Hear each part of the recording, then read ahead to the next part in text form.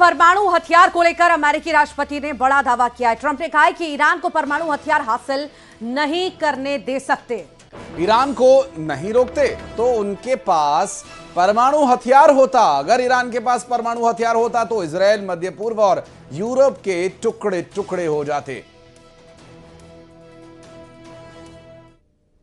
You know, we're in a war because I think you would agree we cannot let lunatics have a nuclear weapon. Do you agree?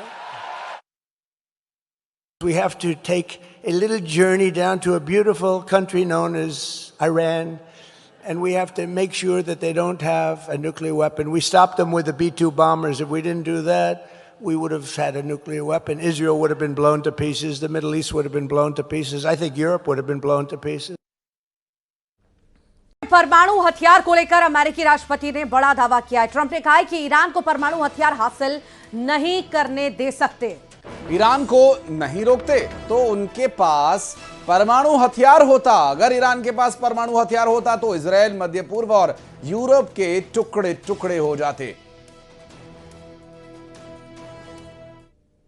You know, we're in a war because I think you would agree we cannot let lunatics have a nuclear weapon. Do you agree?